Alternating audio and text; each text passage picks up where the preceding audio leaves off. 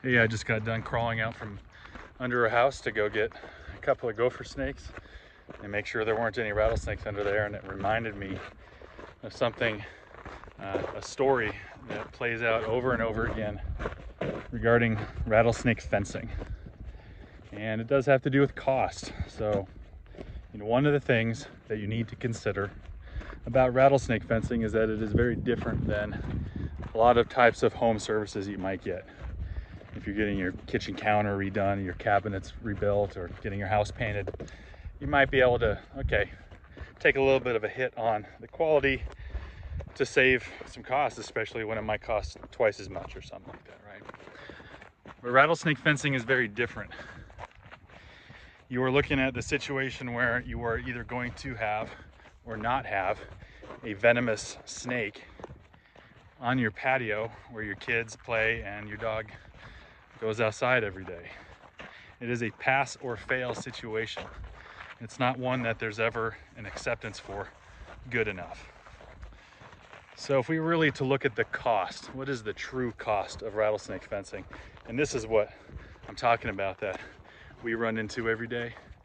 Let's say you get a quote for really good job of rattlesnake fencing from people that really know a lot about rattlesnakes, and then you get other quotes and they're going to be cheaper, right?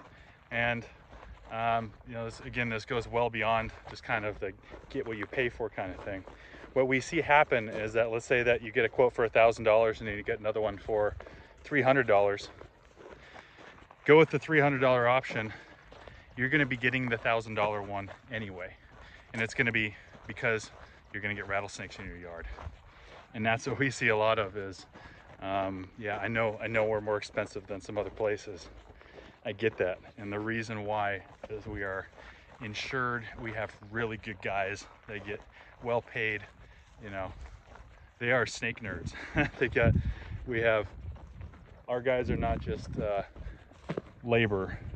They know how to make all those hundreds of small subjective decisions to keep rattlesnakes out of an area. And the reason they know that is because they also work on our relocation hotline. Some of them are the most experienced rattlesnake relocation people in the country.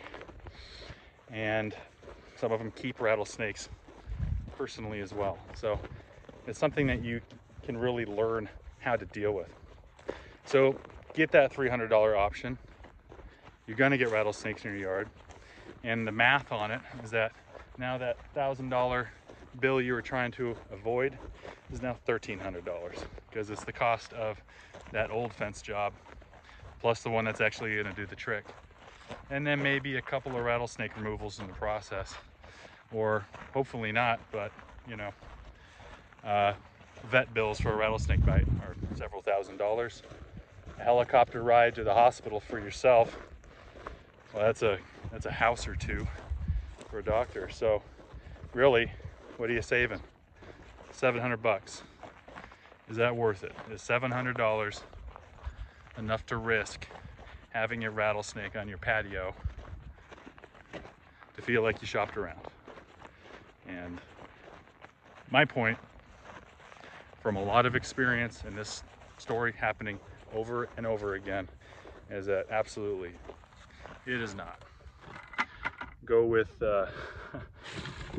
pros. This is not like installing a drip system in your backyard or something like that. This is specialty work, and you don't let your landscaper do that kind of thing.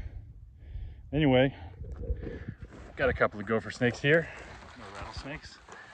Nice deep bush. Oh, what are you doing? All right, get out of here. I'm gonna go take a shower. I'll see you later.